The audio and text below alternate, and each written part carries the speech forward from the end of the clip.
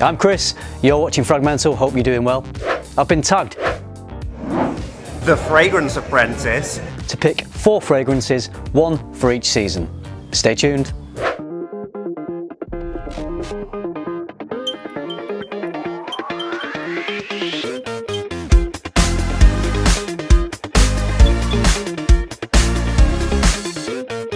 I was tagged to do this by my mate George, the Fragrance Apprentice. So please go along and check out his channel if you haven't done already. I'll leave a link to his awesome channel in the description below. So the way the Fragrance Apprentice did this was he picked actually 8 fragrances, so a designer and a niche for each season. I'm going to do the same thing.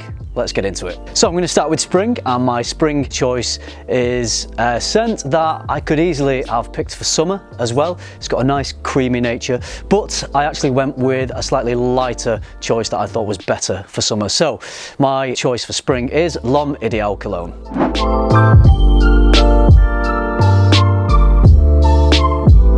So I'm sure this isn't the first time you're hearing about this scent. It's getting quite a bit of hype at the moment, partly because it's great quality and partly because it's so affordable. So I picked this for spring because it has this density, it's got a little bit of weight, which I think is due to the almond accord, which is at the heart of all the Ideal line, and it gives it this creaminess. So you get citruses as well, so the creamy citrus vibe just, I think, makes it wonderful for spring.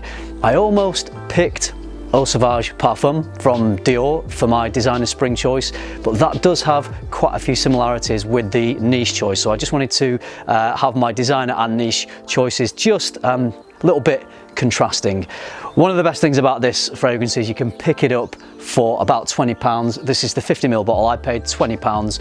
I've heard it's discontinued. I'm not sure if that's the case. If you can find it and it's cheap, I'd say go for it. My niche choice for spring is from Roja Parfums. This actually featured on my top 10 fragrances for spring list. Gorgeous aromatic Fraiche Scandal.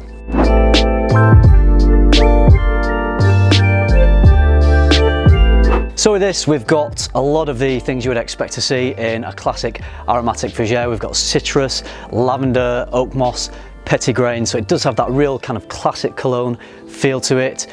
It's got a weightiness to it as well, so that's a theme with my spring fragrances. It's got to be light and bright and lively and effervescent, but a little bit of weight to it as well, for if we have some of those cooler spring days, which we often do, especially here in the UK. This has a great modern twist, and that primarily I think comes from the woods and the tonka bean, which also add a sweetness and add weight to the fragrance. So for me, Scandal has the perfect balance of light and dark, which makes it a great choice for spring, and it doesn't come much classier than Scandal.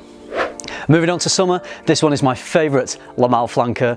I wear this without fail all through each summer for the last 2 or 3 years since I've had this one. It's La Malle Eau Fraiche.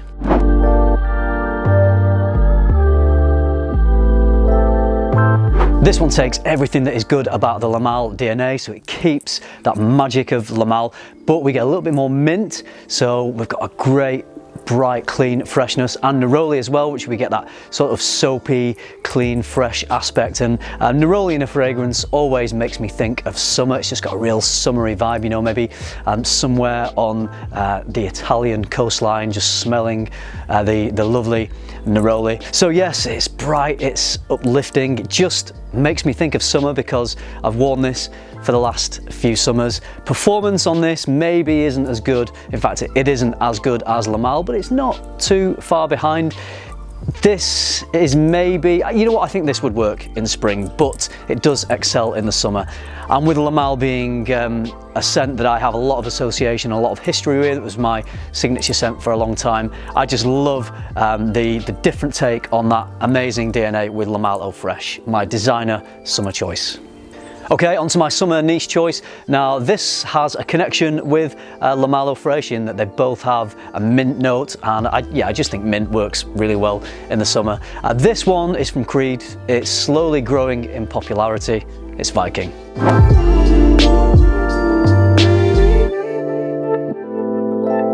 Viking is a minty, woody, spicy scent. I find this really uplifting and invigorating. I think it's just a fantastic kind of fresh scent to wear through the summer, but it has depth to it as well. So whilst it works perfectly in the summer. It has a versatility that I think means you can wear this all year round. I feel empowered when I wear this scent. I've got lovely associations. I started wearing this for the first time from a sample when I first started my YouTube channel, so it's one of those scents that does take me back to 2 or 3 years ago when I'd first started my channel, even when I was just thinking about starting my channel. So when I smell this, I do have a great connection. I also gave my dad some of this, and I remember when I was just discovering the scent, I was walking behind him when he was wearing it, and I got this great sillage, and I remember commenting to him that, wow, it smells great. It's one thing smelling it off yourself, but to smell it off another person, you get a different take, and I loved it even more. So it was nice to get the sillage of this from somebody else. It hits the spot, it's long lasting, which isn't always the case for summer fragrances. I love Viking, and it's probably, at the moment, my favourite creed. Join the Scent Geeks every Monday as we podcast about all things fragrance. You'll find us anywhere you can usually find a podcast. Links are in the description below this video. See you there, geeks. So we're moving on through into autumn, and we want the fragrances to be a little darker, a little more complex, a little less fresh. And I do have to say, I love autumn fragrances. I think a lot of people who are really into fragrances like autumn because we can just have more structured fragrances and complexity, more nuances, more development perhaps in scent. So one of my favourite notes for autumn is the note of tobacco. I just think it works so well. I can wear a tobacco scent all year round if I'm honest, even on summer days. So I've chosen what I think is perhaps the best designer fragrance rendition of tobacco, and from Mugler, it's Pure Havane.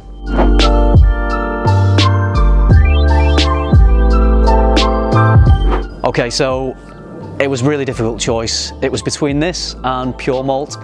I adore both those fragrances. Pure Malt could easily have made this one, but with tobacco being my favourite note, this one just took the edge. So for me, it would be Pure Havane. This is a gorgeous cherry, tobacco and honey, and for a tobacco fragrance it's quite uplifting and bright. It's not so heavy at all. It's got that fun kind of youthful vibe that you get with the Amen DNA, so it takes that Amen DNA and adds the tobacco and the honey. I think it's a great fun scent. You can wear this as a daytime signature scent. I think it would be a great clubbing scent. To be honest, I can wear this whenever, wherever, and just makes me happy, puts a smile on my face. Pure Havane. Who doesn't like Pure Havane? Autumn niche. Now we're talking. So this is one of my all-time favourite fragrances from one of my favourite houses. It is my favourite from that house, from Parfum de Marly. It's Carlisle.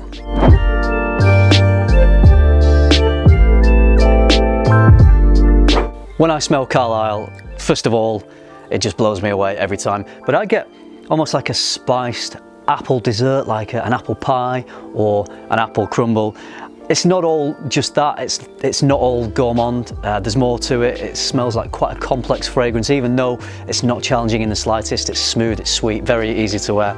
So my association a little bit with this fragrance, which is why I love it so much, is it reminds me of Sundays as a kid with my family. We'd go out for a walk every Sunday in the countryside, and then we'd come home and we'd have a cosy family evening. We'd have a Sunday roast and we'd have apple crumble with custard for dessert. So I've got very fond memories of a little bit of a scent that this fragrance reminds me of.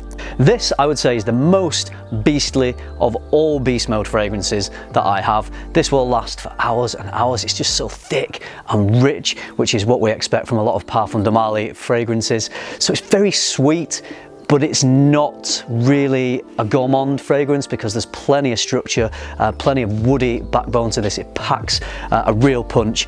It just really hits the spot for me. I think it's also very mass appealing as well.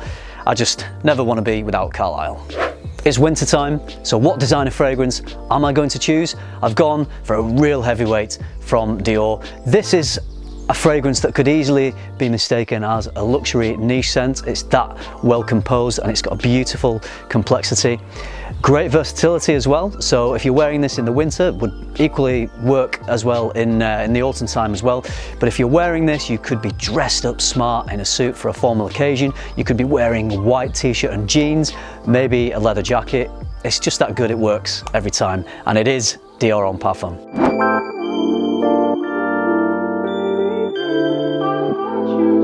At the heart of Dior Homme Parfum, which is the case for the rest of the Dior Homme line, is Iris. So this is a big old lipsticky makeup bag type of Iris, but despite being based around a big floral, it still manages to be a very masculine scent in my opinion. The guy who's wearing this, he's masculine, but he's also not afraid to show and explore his more sensitive side. He's a modern man. Anyway, when I wear this fragrance, I just always feel like a boss. So if you want to feel like a boss, Dior Homme Parfum. Ironically, just as I'm talking about winter fragrances, the sun decides to come out. I did actually choose to film today because it was supposed to be a day of nice light white clouds, so perfect consistent lighting so the sun wouldn't be in and out like it has been. But anyway, I hope you can see me okay. So here's my winter niche choice. It's from one of my favourite houses. I seem to have quite a few favourite houses, don't I? It's Nasomatto, and this is probably my favourite from the house. I own a few from Nasomatto, but this is probably just about my favourite. And like Dior Homme Parfum, it just perfectly balances florals with some darker notes, which I find really interesting. It's Pardon.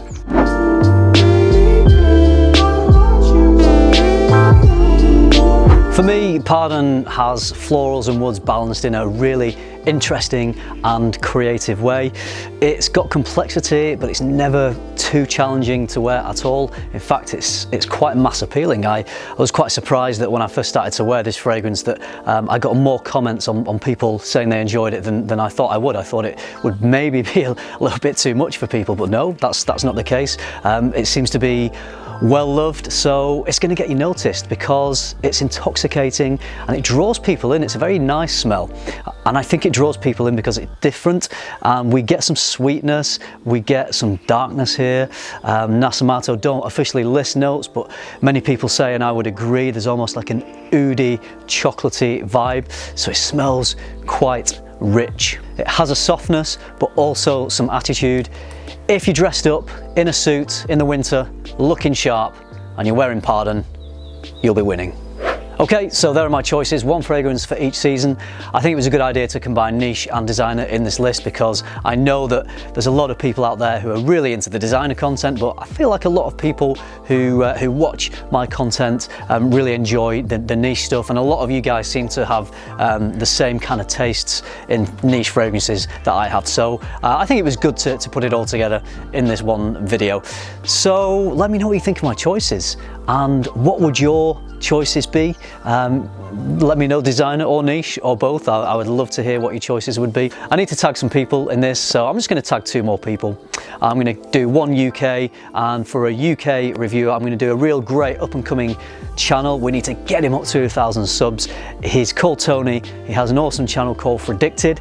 He's really putting in the work, releasing a lot of content, and I love listening to Tony describe fragrances, so I would be really interested to hear his choices and his reasons. And the US reviewer I am going to choose is Joshua from the excellent channel Scentsense. Josh has been going now for a few years, a little bit longer than me, I think, and I love his content. I love his vibe. I love his upbeat vibe. He's a funny guy. He's a very knowledgeable guy. So Josh, let's see what your 4 fragrances are, or 8 if you want to do it how I've done it, 1 for each season. I'd love to see your choices. And if you're not familiar with either of those 2 channels, I will leave the links to both channels in the description below the video, so be sure to go along and see what their response to this tag video is.